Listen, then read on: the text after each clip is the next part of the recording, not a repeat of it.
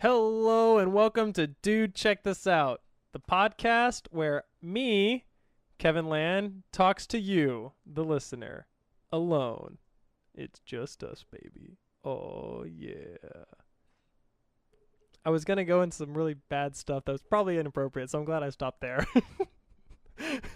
Maybe we should start over.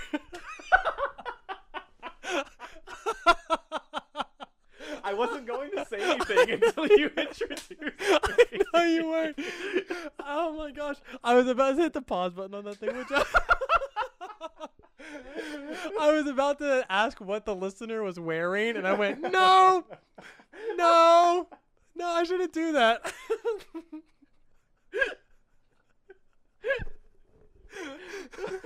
I like that intro. I want to do it again, but I just need to know what to follow up with after I say it's just you and me. Because I was like, my next was like, what are you wearing? I'm like, that I can't say that. That's not okay.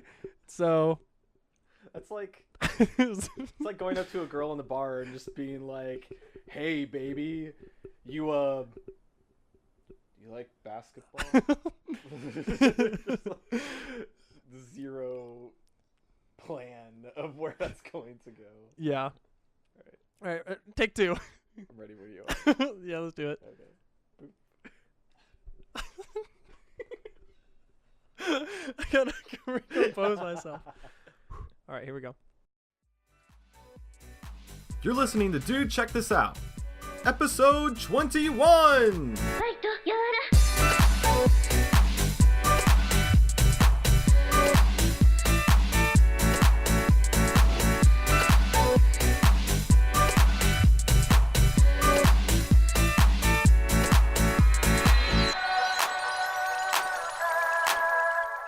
Hello, everybody, and welcome to Dude Check This Out. It's the podcast on the internet where I talk to you.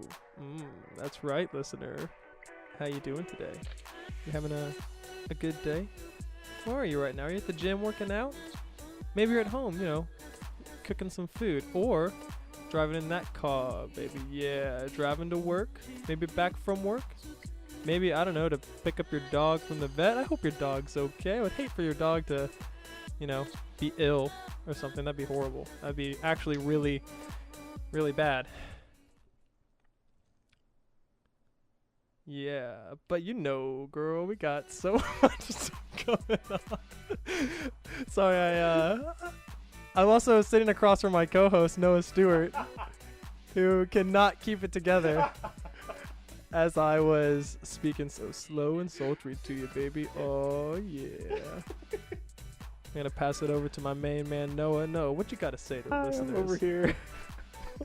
I should not have looked at you. I couldn't keep it together. It's just, the dog bit killed me. I couldn't keep it together. I'm sorry. Hello, listeners. Yes, we're very personal today. Yep. We're so interested in the goings-on of your day-to-day. We care here at Dude Check This Out. We definitely do, baby. Oh, yeah. Yeah, Mr. In the studio today, we have Mr. Lou Rawls. Oh, that's me, baby. Lou Rawls, coming into your earphones right through the cans. I just had to bring back the cans. You always have to bring back the cans. Well, if you somehow stuck through all that, welcome to the show. This is know what you're in for. Yeah, that's about at least 70% of the show is going to be something along those lines. This is Do Check This Out, where Noah and I, who've known each other for far too long, give each other interesting things to check out and look at.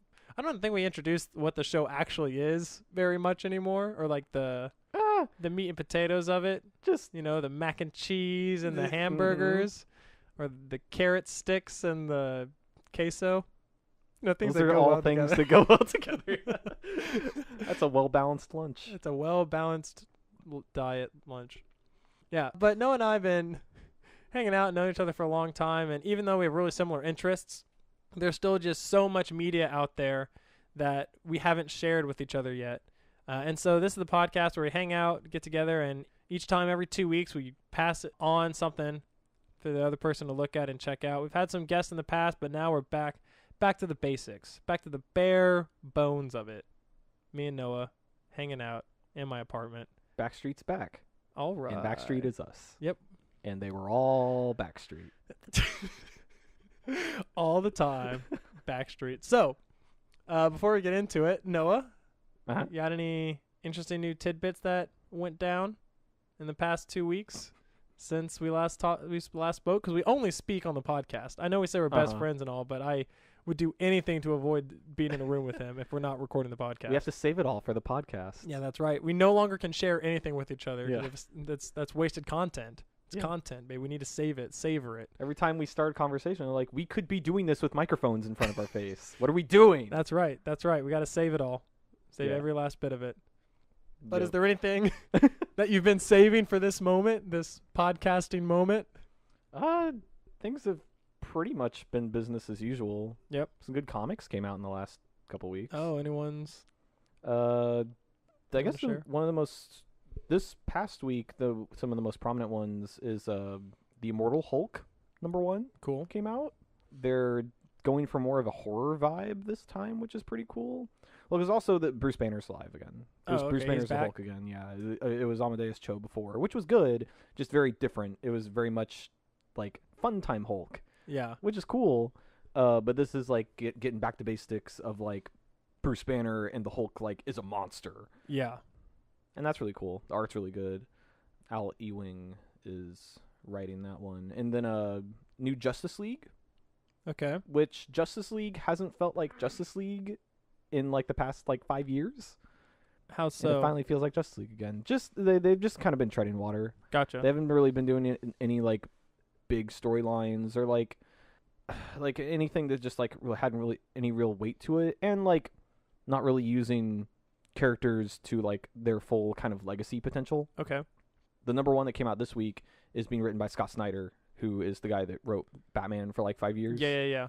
And he's bringing that sexy back. Yeah, he's bringing sexy back.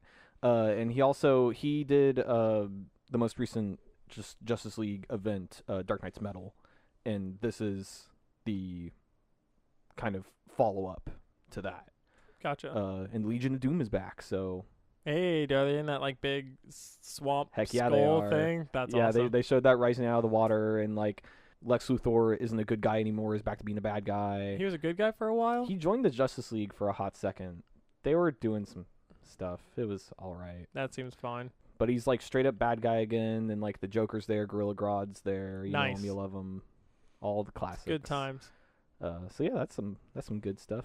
What do you got going on? I actually finished Why the Last Man. Oh, wow. I know that was our last episode. And last time I had already gotten to like book 5 or 6, so I powered through the rest of it. It's really good. And that might be spoilers, so maybe I won't say that. Yeah, I'm like where like your volume 4 would be. I'm still on like book 2 of the new trades. Gotcha. Well, it's super great. I would encourage you to continue to read it. Yeah, but I finished that. I was reading some this morning. Yeah, that's really, really cool. But besides that, not a whole bunch of exciting stuff. Frisbee season's about to start. Heck yeah. Actually, this Saturday I'll be going down to Galveston to play at a beach tournament, which will be super fun. Ooh, the water's probably not as blue as it was. Yeah, because it was like super blue there for a hot second. Because like some tropical storm pushed all the gross water out of the way, and all the gross water's back though. I'm sure. I think people were hypothesizing that it would, or predicting. There's my $5 word of the day. They were predicting that it would probably be back to normal within like a couple days, and that was like last week. That's lame. Well, I'm still gonna go to Galveston and play a lot of Frisbee, but it's called T-Buff, and it's kind of just a fun, not super serious tournament, and so there's also going to be free margaritas. Ooh. So I will obviously not partake in that, mother, but other people would. Mother. She listens now, I think. I downloaded them onto her phone. I don't know if she's actually listened or not. She knows how to listen to podcasts now? I think so. So, I mean, she was there last episode, so hopefully she'll listen to this one not live because she was on the jet with us. Right, yes, of course. Yeah. As was my mother. Yep, as was yours. All the mommies were there. All the mommies. So, this week, I have given you an amazing, top tier, AAA, Just the best. the 2002 French movie, The Transporter.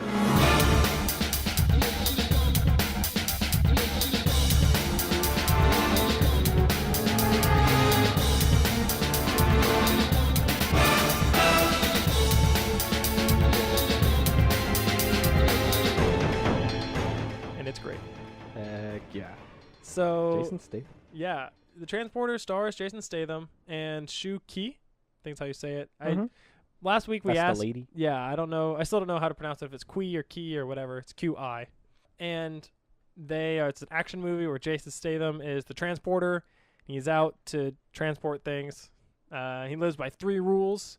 He moves any package, anywhere, no questions asked. He just never changed the deal, no names, and he never opens the package. 3 rules. And he makes a bunch of money doing that for mafia people and that kind of stuff. Yeah.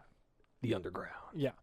The movie was directed by Corey Yun and Louis Leterrier. It was inspired by the BMW film series The Hire, which is still something kind of similar. And it's kind of Jason Statham's kind of claim to fame. He's been in other movies before that, but this was the first one where he kind of like put his stamp out there and put his mark that, hey, he is a action star and that he can get people to come see a movie just because of his name. Yeah. And Shu Qi is actually an incredibly famous and highly successful Chinese/Taiwanese movie star and is still making movies and was like one of the top 4 grossing actresses in China in 2015 or 16. So she is like really, really famous in China and Taiwan. So for her to come over, it was kind of like a big deal for her to also be in this movie. That's pretty cool. Yeah. It makes me want to go see some of those movies. Yeah. So it is just a fantastic, highly edited, extremely Very highly top-notch movie for 2002. But it was a great time.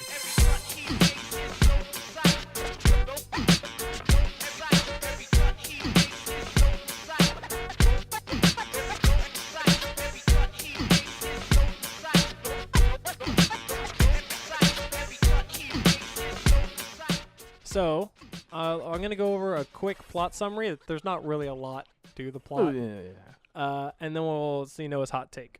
So, the plot of The Transporter is Jason Statham is in France. His name is Frank Martin.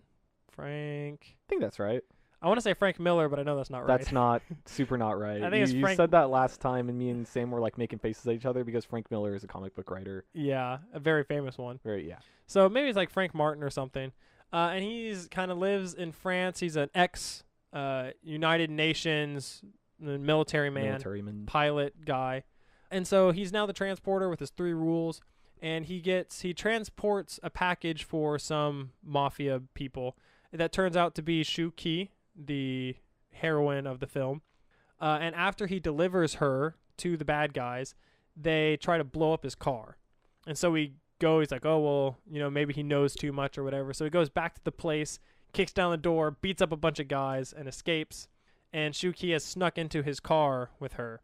And so now Shu Qi is in his kind of possession, I guess, or with him. And she goes by the name Lai throughout the movie.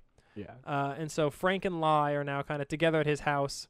And Frank's trying to figure out what to do now that someone's tried to kill him and he doesn't know why. And why is Lai there with him? And then they try to kill him some more. They shoot his house with like 500 so many rounds rockets and like 4 rockets. And him and Lai escape. And so now going to the police and kind of messing around with them, he realizes, oh, the people I transported the last Lai for, they're out to get me. And Lai tells him, hey, they're also smuggling 400 people through France and to somewhere, I don't know, to wherever bad guys sell people. It wasn't really explained. Yeah, it's not important. And so he needs to go and stop them because he's, a military guy and he's honor bound to do so, and because Lai kind of persuades him to. He's in it now. Yeah. And so the bad guys kind of pull a fast one on him and get him arrested with all these false charges. But the inspector who's in charge of the police station and Frank are kind of friends. They have some camaraderie together. And so the inspector kind of lets him out as a fake hostage. So he like lets himself get taken as hostage so Frank can go and beat the bad guys. And Frank goes and he beats the bad guys. He goes to where the shipping container is, where all the people are stored. They're stored in like the big red shipping containers. And he goes in there, tries to save them, but they get away on their big truck.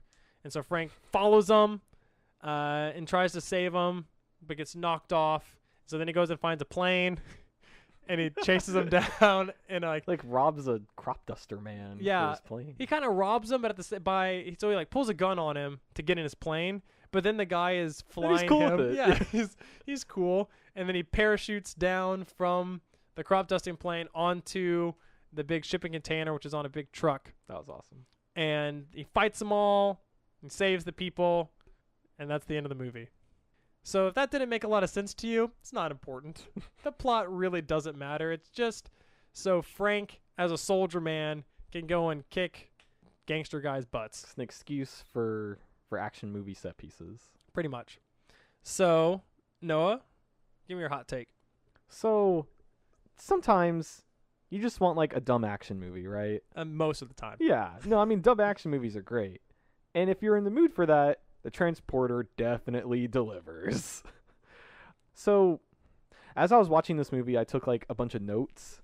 And like usually I would kind of like, as I'd be taking notes, I'd be like, oh, like this is kind of what they were going for with this character. Or, that this moment had like, such weight because of this. And it calls back to this moment. Oh, that's so cool. For this, all my notes were basically just like, sometimes all caps and a lot of just like, whoa, that guy did that thing to that guy. That's crazy. Well, there's a lot of this soundtrack's pretty weird, but okay. Definitely 2002. And just I had a lot of fun watching this movie. Yeah. Let's say that. Yeah, well, that's awesome. Because, I have some things kind of about some of the stuff you touched on. It was really like the very, very beginning. The first thing that I saw was that intro with like the real green letters that came up. You with mean the Matrix? Exactly. That the Matrix came out in what? In like 99, and so this is like 2002, and so the Matrix, you can still feel like the ripples from like that. All action movies were trying to be the Matrix at that point. Yeah, and because the Matrix were the first movie where, hey, an action star doesn't have to be a super big buff guy. An action star can be like a kung fu man. And so Jason Statham is like right in the middle because he's super buff still, but he definitely does a lot of kicking. He has so much kicking in this movie. Way more kicking than I was expecting. Yeah. What I thought was really interesting is Corey Yun was best friends with Jackie Chan way back in the day, and actually directed Jackie Chan in the 1988 movie Dragons Forever. It's a good title. Yeah, but he also like when he and Jackie Chan like were in the same school, like growing up, like trying to get into the movie business, and like they co-starred in a lot of movies together. So when I first saw this movie, there was a lot of times where I was like, wow, that choreography reminds me a ton of Jackie Chan. Like, the taking off my coat, tying guys up with, or the standing in between the guys and like kicking the guy on my left, then kicking the guy on my right, then kicking the guy on my left again, then kicking the guy on my right again. That just particularly, like a whole bunch back and forth. Like that's a lot of textbook Jackie Chan stuff. And so I remember going through the movie and be like, wow, like why does Jason Statham remind me of Jackie Chan so much? And it's because Corey Yun, who directed the movie and probably did a lot of the choreography. That makes a lot of sense now that you say that. Yeah. Yeah, was good friends with and has directed Jackie Chan. So that's like a cool little parallel kind of thing going on there that I saw. Also, like I want to pick your brain and take your take on Jason Statham as an action star in this movie. So like kind of what do you think about him as overall? Because I mean, most of the movie is Jason Statham kicking butt and taking names. I mean, he definitely sells it. I mean, he does tough guy really well. He does it really well. He does tough guy really well. He, has the face of like someone that you would not want to cross. Mm-hmm. I mean, I know I wouldn't. But Yeah, and he does the kung fu stuff better than I was expecting. Right? Especially because like this movie had way more kung fu than I thought it would have. And like they don't even really give you very good of a reason why he does kung fu as well as he does, because he's like a military man. I was like, I think that's in my notes. Like, boy, do they teach kung fu in the military? Because I didn't know. Yeah, so that like, but you know, it's a action movie from the early 2000s. I just kind of went like, you know what? Whatever. This looks awesome. This is fine. Yeah, because I really thought that Jason Statham, like specifically the scene where he has the gun and is kind of running around within all the big shipping containers, he looks really, really good as a soldier. Oh yeah, yeah. He has like the build and the kind of body language to do that really well.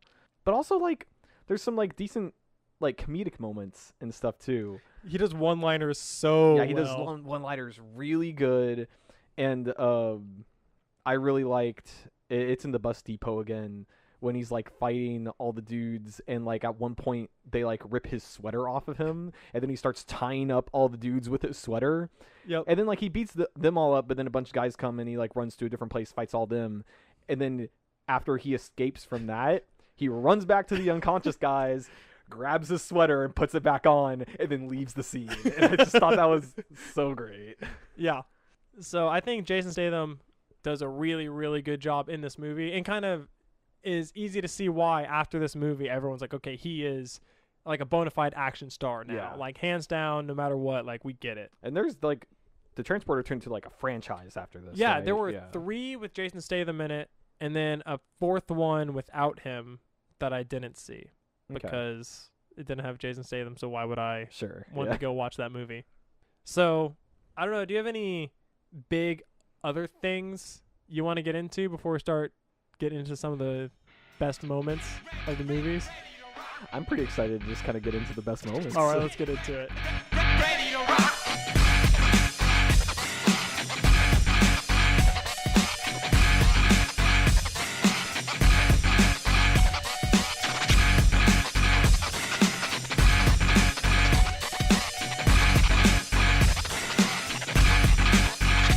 All right, so we'll kind of just go through this. I think we both just made notes as we went about either funny things or things we thought were really awesome, just kind of chronologically as we went.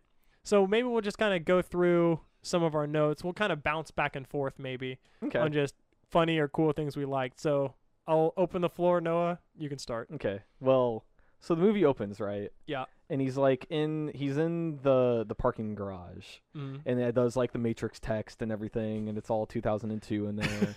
And then it goes into his car, and it's like a really nice like fancy car, like BMW, I think. And he has like all these panels with all these buttons. And my first note is just like, wow, he has a lot of buttons in that car, huh? And you find out later he has like this keypad. He just like beep bop boop, and then he drives away. But apparently that's like, instead of having a key for the ignition, he has like a code that he uses to turn on his car. Yeah, so the like, guys can't, so they can't like steal his car or kill him. Yeah. And they only bring it up once. Only that time where at the very beginning he's like with the bank robbers, and they pull a gun on him, and they're like, "We'll drive," and he's like, "Not without the ignition code, you won't." Yeah. And I was like, "Oh, that's what that's for. Oh, okay, cool." And then he also like turns on his music, and it's 2002, and it's an action movie, so it sounds like a music that would be playing for a video game trailer at that time, which all music sounded like Prodigy. Yep. Which, if you don't know what Prodigy sounds like, it goes yep, something like that. Yeah. It's pretty good. Yeah. Like all the time. Yeah, I did write down a note about just like, oh yeah, it's like their early 2000 hip hop beats. That's everywhere. It. Yeah, but I will say, just while we're on the topic of music, it's a little bit later, but in the scene where they're playing, what's the song? Yeah, I Got Love by Nate Dogg. Oh, that seems really good. And so he's like, he drops off a lie because she snuck into his car, and he's like, all right, I don't want to deal with you. He gets in his car and drives away, and then he can't bring himself to leave her there. So he throws it in reverse and like almost runs her over. They definitely dropped the N-word in that They song. super do, and I thought that was a little like, I there are any did. black people in this scene, so that seems a little. There were like almost. I don't think there were any black people in the movie. Period. Yeah, that's a good point. It was. I mean, it's a French-made movie. Sure. But I just remember not catching it the first time I watched it, but after I rewatched it, I went, wait a minute, and rewound it and listened to it like 3 or 4 different times to go, oh no, they're definitely saying the N-word right there. 2002 doesn't seem like that long ago, but it was a different time. So that's what I wanted to bring up. Just when we're talking about music. Yeah, they just that's definitely a thing that happened. dropped the N-word in there. It was But the next note I have is during the first kind of getaway scene. So if you have anything before that. Oh, so I like how all the bad guys that are bank robbers have really silly like ski Balaclavas. masks. Yeah. That just like, hey, they're obviously running out of a bank with money, but just so all the audience is aware, look at their silly face masks. They're definitely bank robbers. Yeah. And I was like, all right, Just movie. in case you're confused about what these guys are all about. Yeah. I was like, all right, movie, You can see it. I got it. Yeah. Thank you for the visual storytelling. I am on board. But I think it's right before they drive away when they're like, oh, you need to go right now. And he's like, you have one more guy. Like the deal was 3 guys, not 4. Yep. So either lose the cargo or lose a dude. And then my note just says, dude shot his own dude. Wow. Because he just shoots his friend. Yep. And they dump him out of the car and then they go. Yeah. Yeah. That was I mean, pretty shocking. Yeah. And it's just reinforcing how badass Frank is. That he's Yeah. not intimidated by a gun to his head. He's battle hardened. He'll stand his ground or whatever. And the rules. Yeah. Don't break the rules. Except when he breaks them. Yeah, which is like immediately. Yeah. Oh, and then my next note is, so they're in the chase, right? Yep. At one point they're on this bridge and they're like boxed in by all the cop cars. Mm-hmm. And below them on the bridge is another street. And there is a like 18-wheeler that's like carrying other cars, like like the like ramps that you put the cars on. There's like a bunch of cars. It's like we're taking it to a dealer or something probably. Yeah. There's conveniently an empty space in the middle, and so Frank turns his car toward the bridge, and then just floors it off the bridge, and then lands the car onto the 18-wheeler where like that empty spot is. Yep. And then like the police are chasing behind him, and so he gets one of the guy's guns, leans out the window, and then shoots the lever on the truck to have the cars start piling out of the back. And that's one of the first examples of how much I love the bullet physics in this movie. Yeah, that when you shoot levers, they go down. Yeah. It's a With gun is bullets. more or less just like it's a hand that kind of pushes stuff sometimes. This uses video game logic, and I love it. Yeah. Well, I also like that in the entire scene, all the guys with the really silly face masks are just literally screaming the entire time. Yeah. Just it really sets the tone and the mood for the movie that I hope you're not taking this too seriously, because Frank's taking it very seriously, but we want you to know that we're just here to have a good time, because all the guys are just yelling the whole time he's in the car. It also just again reinforces how much of a badass Frank is. Yeah. So that was he's keeping his cool. Yeah. And I pretty much everything about that scene I thought was great. The what? Everything about that scene yeah. I just thought was great. I also liked right when he jumps off the bridge or whatever, he sits there just spinning his back wheels for a long time. And I was like, and I wrote down, what is he gonna do? Yeah, I wrote down does spinning your wheels make your car go faster? Does that make your car start faster? It's like double tapping the accelerator in Cruising USA. That's right. It gives you boost. The next thing I kind of had was when Frank has Lie in the back of his car, and the 2 police officers that he ends up knocking out. He both times grabs sodas and then grabs straws to kind of feed them through the tubes. And does Francis have straws just all over the place? Well, he grabbed. So I think that in particular, he was at a a little convenience store, eating a sandwich or whatever. Yeah. And he goes to the vending machine and he grabs a juice, and in the vending machines, I noticed this must be a thing in France. Yeah, but they had They have straws. the straws in the vending machines. So I think he just like that was from that. Okay, I was just wondering. I was like, do they that? I would never use a straw that's just sitting in a Yeah, vending no, machine outside. And it's not even like it's behind glass or something that you No, pull up and grab. It's just like it's exposed to the air. Yeah. Like that's I also am not super keen on. Yeah, I thought that the was idea really of kind of that. gross. Yeah, I don't know. Maybe it's a cultural thing. Maybe. But before that, I think after he's done with that first mission, Mm-hmm. and he goes back to his home, and you meet the detective. Yeah, He's a really cool character. I really think, like like the I think- detective. Yeah, Frank, and I guess like Jason Statham and his chemistry with all of the other characters, specifically the detective or whatever. I think he has a lot of chemistry with that character. I really enjoyed when they like would talk and spend time together. I thought that was like really really cool. I really liked those scenes. Yeah, and I think they're super cool. I like how kind of the detective's pretty charismatic, Yeah. and he's good friends with Frank. Yep. But he's also constantly investigating him about all the weird stuff that's happening around town because of Frank's driving. what Frank's been doing. So he's kind of passively aggressively kind of to like pin him down for stuff. Yeah. But I have a line in here that he said that just tickled me when he's like talking to Frank about like oh I haven't he's like in his garage or something and he's like oh I haven't seen one of these since like my father was in the military since I was a little boy, and Frank goes well I'm actually ex-military, and he goes and I'm an ex-little boy. Yeah, I think the line he says is like I've always been interested in military men. And he goes, like, I've as a little boy, I was always interested That's in military right, yeah. guys. And he's like, well, I'm ex-military. And he looks like, well, I'm ex-little boy. So I'm not interested in you at all, sir. Why are you so interested? Oh, ever since I'm a little boy, military people have always intrigued me. I'm ex-military. I am an ex-little boy. That just that line tickles me. I thought I'd bring it up. Yeah, that's pretty good. But yeah, and then after that he goes and does the mission for the bad mafia man. the bad mafia man. Well, he takes Lai to him. Yep. And that's when like she's like rattling around in the back seat or in the trunk, so like but he doesn't know there's like a person back there yet. Mm-hmm. And then he decides, okay, I got to go open this up.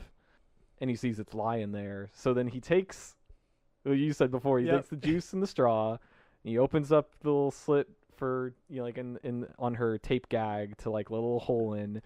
He puts the straw in there so she can like be hydrated or whatever by the juice. And the whole time that's happening, it's playing this really like smooth, like heavy bass, like funky bass, like kind of romantic jam. Yep.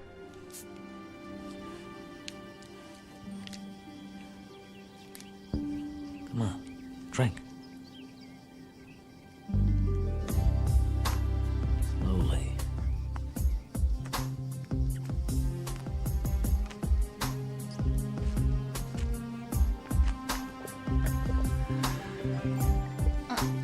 Okay, that's enough. And that juxtaposed over what is happening on the screen, I thought was just extremely bizarre. And then at I was the like, end, this is supposed to be romantic? What's happening right now? because at the very end, he just grabs her head and shoves her back in the bag and zips her up and then gets back in his car and drives her away. Yeah.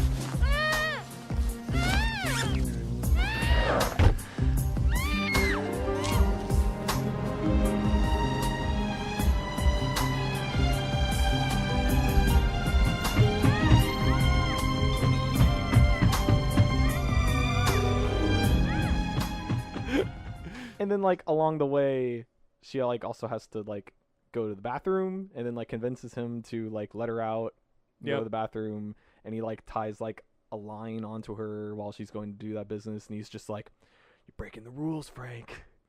You're not supposed to break the rules." Yeah. And she gets away, but he captures her and blah blah blah. Yeah. Um, I also really like so in the neck kind of one of the following scenes where after his car blows up and kills the two police officers, he goes back to like the gang that where he dropped off Lie Yeah. and like kicks in the door and like fights all the guys. That's one of the first like really, really good action scenes. That's not a car chase scene. Yeah. And yeah, no, he just like they're back at like playing cards or whatever, and I think they hear like car doors slamming and they're like, oh, someone's here, and the guy looks out the peephole and you see Frank just both legs in the air drop kick the door down. It's amazing. It's so good. So that whole scene, it kind of reminds me a little bit of Jackie Chan too, where he's like using tables and cloths to tie guys up or whatever. But my favorite thing is when the reinforcements finally show up, right? He's like beating up all the guys in the main hall. So the reinforcements show up with the classic French mafia weapon, the axe. I mean, if you know French mafia, you know that as soon as stuff goes down, they pull out their axes, like a fireman's axe, like cut down doors, and then Frank beats them up too and fights them, and it's a great time. Disarms them and stuff, and like in that, they'd have like tablecloth. They're like the cloth that they're playing cards on. He like flips that and grabs the gun in midair. And I think we were talking about it before, but he like grabs it behind his back. Oh yeah, so he like kicks the gun out of his hand and it flips up into the air. And so Frank wants to catch the gun. So instead of just catching the gun, he waits for it to. He like puts his hand behind his back, waits for it, then catches it, then shoots the guy while his hand is behind his back. Yeah. Just because he couldn't, reach up and move down. He had to wait for it to get there so he could, that just makes sense. He had to look like a cool guy. He is a cool guy. Also, another example of this movie's great bullet physics is there's like a gun on the ground. The guy's like reaching for the gun, and then Frank just shoots the gun. And instead of shooting the guy, he shoots the gun out of like reach of the guy. Yep. Yeah. Oh my gosh. So he takes all of them out, and then he drives away. And unbeknownst to him, Lai, sneaks into his car. But she, like, sneaks into his car. She's tied up to an office chair, like, with wheels and everything. How did she open the door? How did she open the door? How did she climb so perfectly, lay down into the back of the car where he wouldn't notice? And close the car door. And is attached to a wheelie chair. She's very strong. That's, yeah. No, she's very strong.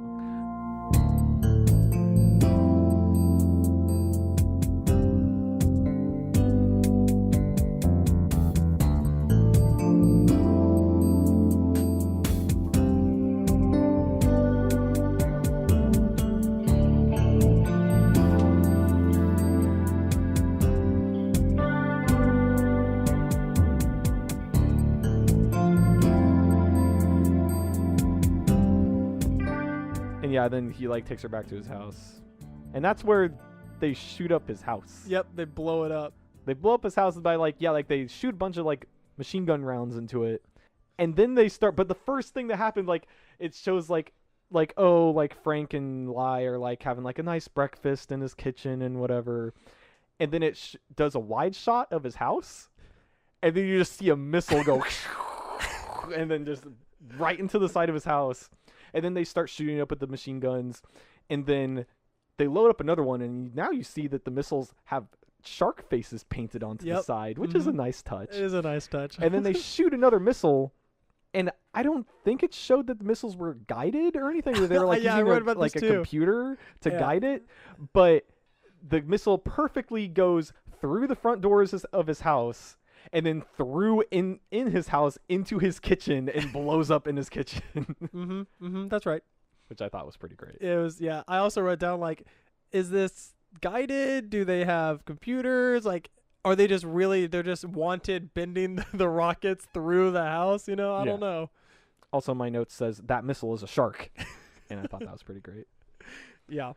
And then, like, they escape that by going underwater. Yeah, he has like a well thing in his house that they jump through and then swim out because he's like on the coast, and then they swim out to his second house that he has. And there's some pretty chill beats underwater. Yeah, it's another like big romantic moment. Yeah, down there, and then they end up like making out and having sex. Yeah, and I was that's the moment where I was just like, okay, wow, like Lai is mostly just a character here to like for Jason Statham to like have sex with, at least at this moment. Okay, yeah, but I will say I feel like they did a really good job with the one time in the movie where I was like, maybe this isn't just a dumb like action movie, is when they like go and they confront the bad guy in his office, right? Mm. And Lai is being like, where is everybody? Like, where's the information? And she had told Frank that, hey, my dad and my sisters, they're all being smuggled out. They're going to be slaves. My dad's going to be a slave. You need to help me. So Frank's like, okay, fine, I'll help you. And then the main bad guy's like, oh, hey, your dad's going to come.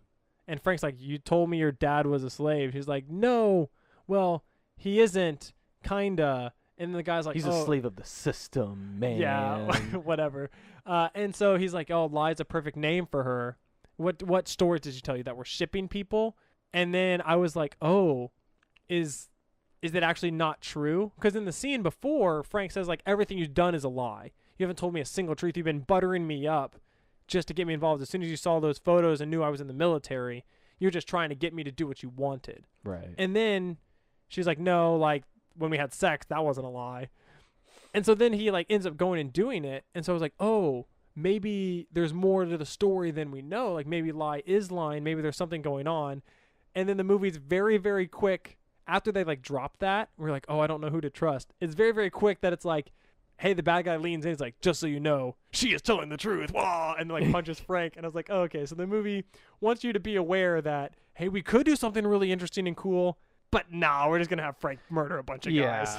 And, like, I do really like, like, that turn kind of with Lai's character and, like, the whole, like, deal with, like, her dad being, like, in charge of this whole, you know, like, big business mafia, you know, whatever. All that stuff's cool, but, like, the whole, like, having sex with him thing at that moment, I was just like, there's, like, been, like, they've been telling us romantic stuff is happening, but, like, really for no reason. Like, none of this romantic stuff is happening for any reason besides, like, this being an action movie. Yeah. And they have a hot Chinese lady there. Yeah. They're not going to have her not stripped down to her underwear for us. Right. But, That's it. Yeah, that's literally it. But other than that, Light's cool character. Yeah. All right. Let's try to get through the rest of this pretty quick. Just hit me with the biggest highlights that you got. Yeah, so I guess let's move on to the oil fight. Yes. Oh, it's my favorite. So that's in the bus depot. And right before the oil fight, you got, like, he beats up all the dudes that, like, come pouring in. And then he gets out into this, like, big open area. And there's this huge buff guy with a goatee. Yep. And my note says goatee means business. Because that's when, like, they're kind of squaring off against each other, and he does the, like, Neo kind of, like, you know, oh, come here kind of hand motion. And they get into it. And then what spreads the oil all over the ground? So in that scene, Frank is, like, he ends up getting choked by the big buff guy. And then as he's being choked, a bunch of reinforcements show up. They're just, like, a bunch of guys with, like, you know, oh, we're here to also punch and kick you. So they all run in. So Frank starts, like, kicking those guys while he's being choked. And then he knocks over these, like, big kind of, like, troughs of oil. And he knocks over one of them. And he kicks over a second one. Then the big guy slips. And so he smacks his head into him. And then he, like, rolls over and pours one directly onto him. So, like, he is, like, just covered in this oil. And then he, like, butt slides away to where a bunch of bikes like are. Backwards. Yeah, so he, like, backwards butt slides away to where all these bikes are. And then he, like, jumps on a bike, kicks off the pedals, and then throws the bike at the guys, puts the pedals on his feet that, like, strap over them. And then because everyone else is all slippery and slidey and he has the nice metal to stand on, then he roundhouse kicks everyone until they're all gone. Like, they all come at him one at a time because it's an action movie. And he just, kicks them all away. And it's great. And then my absolute favorite point in the entire movie happens right after that. So he's, like, literally it's like, behind the camera's right behind his back, and he roundhouse kicks a guy, and then he shifts over about 15 degrees, then roundhouse kicks another guy, then shifts another 30 degrees, roundhouse kicks another guy. Then the real reinforcements show up with the guns. Yeah. And then as they start shooting him, he just, like, slip and slides on the oil out of the scene. Just like, oh no, the bad guys are here. I better just get out of here, and just slip and slides away. He, like, slip and slides away, and then, like, ends up outside, like, because there's, like, an explosion, and he ends up outside underwater, and he's, like, hiding under Goatee's body while they're shooting him. And then he, like, Goatee's body is like dead, but then he like sucks the air out of Goatee's body through his mouth. Yeah, he like makes out with him and like sucks out his air or something. And it's at that point that he goes back inside, grabs a sweater, and we're out of the scene. Yeah, it's that scene, that whole like fight scene, because I really like the one where he leads all the guys into a bus, and he fights all the guys like inside of a bus, and then that's where he like gives like he does a really good like stare down kind of like scowl at a guy. He like throws the knife in between his legs and gives him the look, and the guy's like, all right, you win, dude. I'm not going to follow you.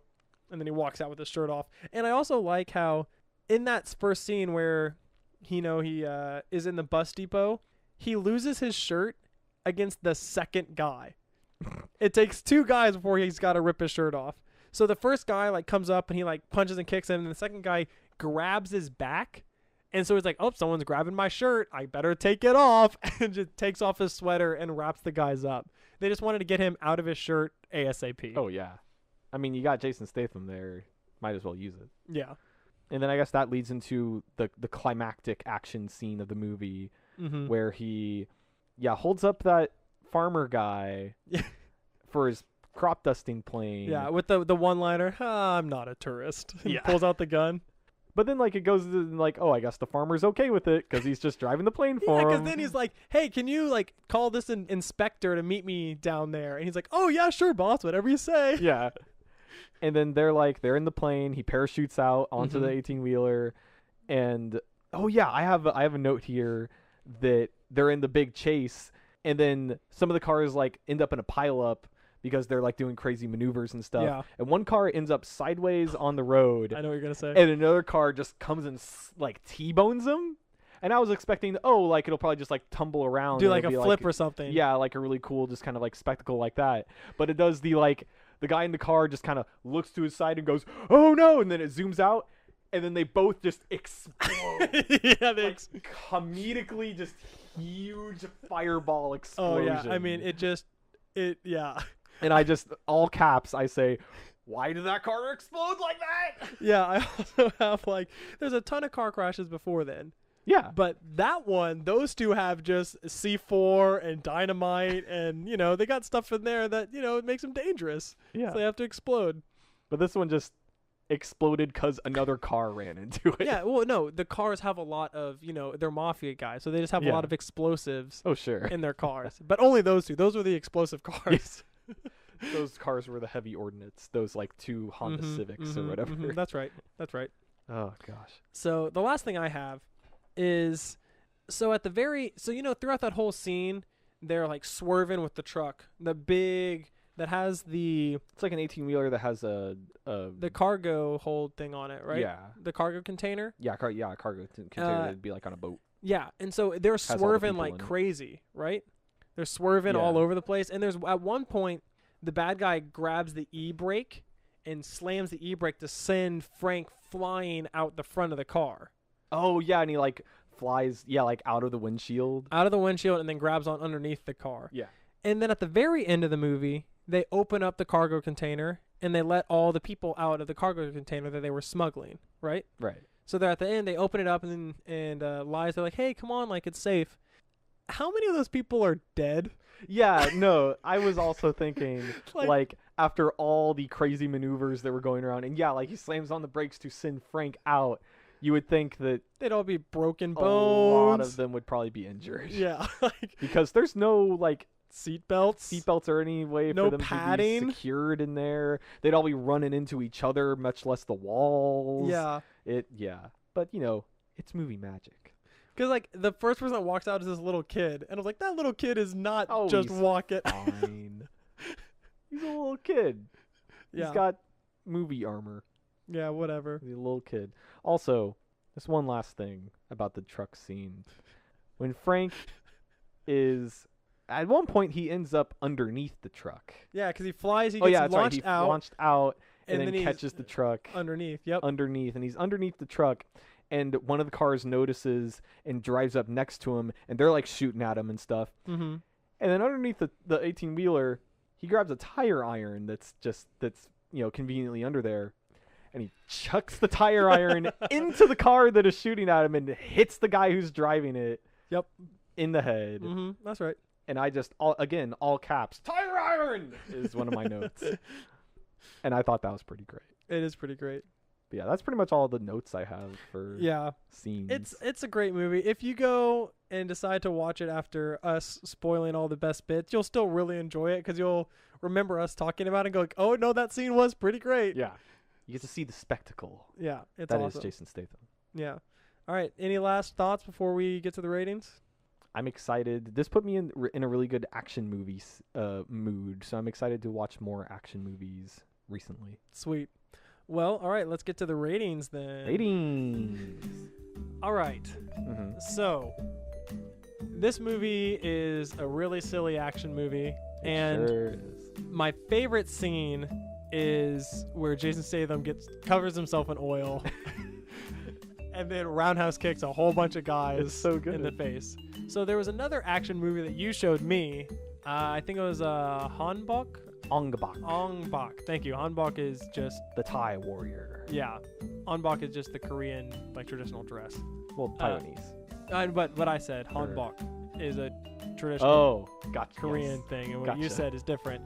And in that movie, I'm pretty sure he rolls around in some oil or something, and then catches his legs on fire. Yeah, he dips his legs in oil, and then lights his legs on fire, and then proceeds to kick dudes with his fire legs, and it's awesome. So, on a scale of from 1 to oil fire leg kick, where would the transporter line up? Good question. Just along the lines of over the top actionness. Can I give it a Leon from Resident Evil 4 suplexing zombie heads off? That's pretty high praise. That is very high I praise. like it a lot. It's one of my favorite things in that game. It is one of the best things in that game. It's so good. All right, sweet. Well, that's awesome. I'm glad you enjoyed it. It's really, really good. If you guys haven't gone and watched The Transporter, it's an hour and a half tops. Oh yeah. I watched it. I decided to get down to watching it at 11:30 at night, and I was just like, I can stay up till 1. That's fine. Yeah, it's not a lot. It's not a lot of investment, and it's a good time. So check it out. Thank you.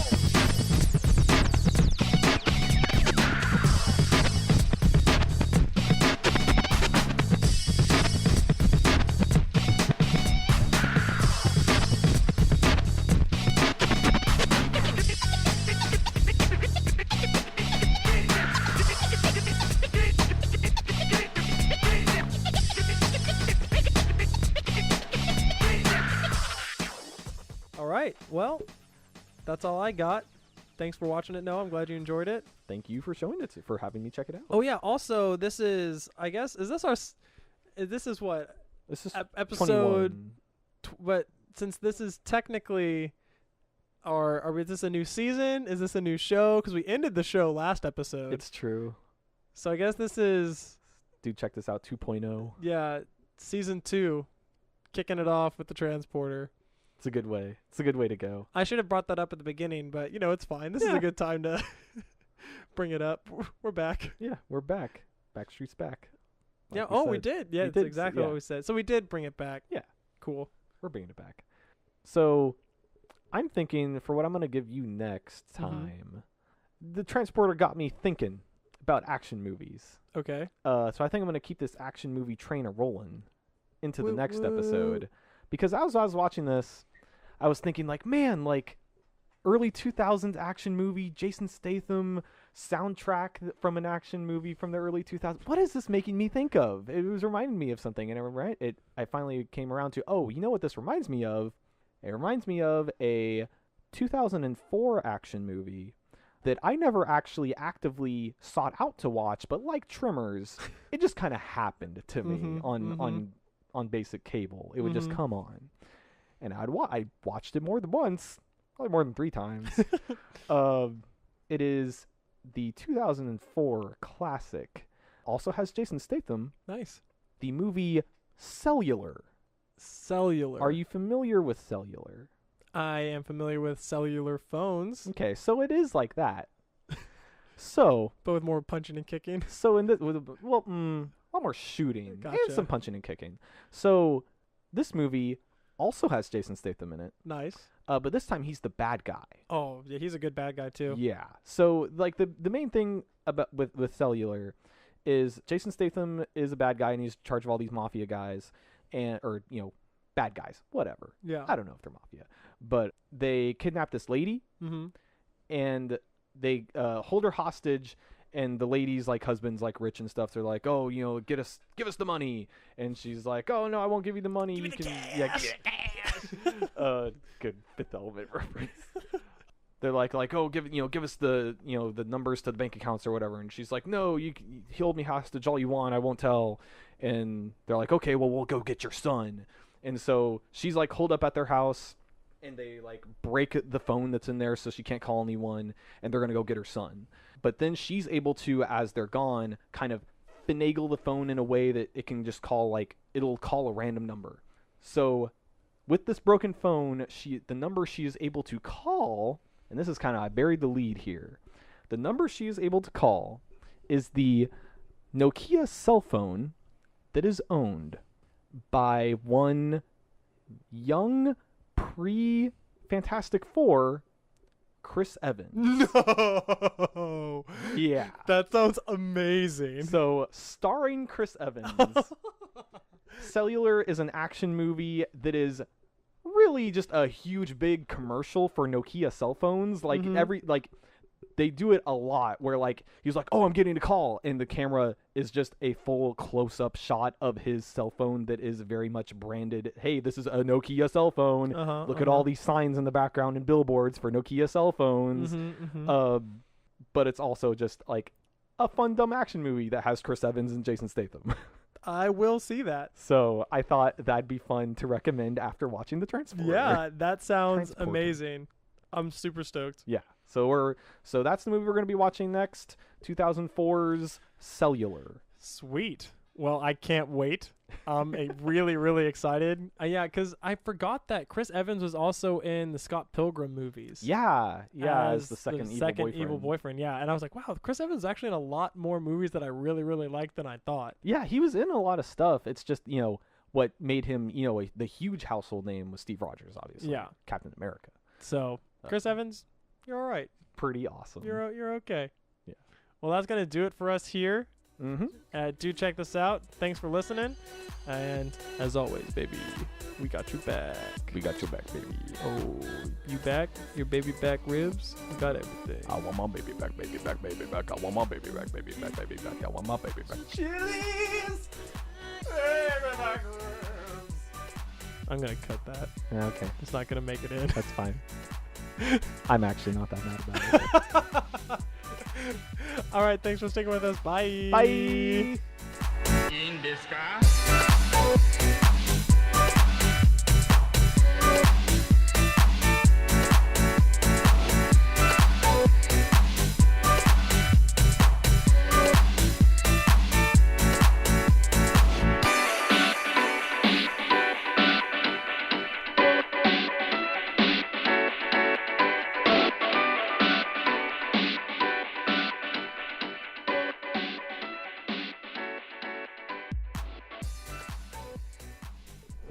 That's definitely not getting in there. Yeah, no, I'm perfectly fine with that. Or maybe it is, because the fact that I said I was going to cut it, maybe now it'll stick around. I really hope that in post you just use that first intro. No, I do really like that first false. No, intro. I guess I'd not keep it, but maybe either keep it in there, because we did that before with the false intro, right? Oh yeah, we've had false intro before. So I might do that, or just put it at the very end, one of the two. Yeah. It's definitely worth keeping around. Because the Chili's baby back ribs. I like to say I was born without a sense of shame. I'm pretty ashamed. It's okay. You committed. I approve of the commitment.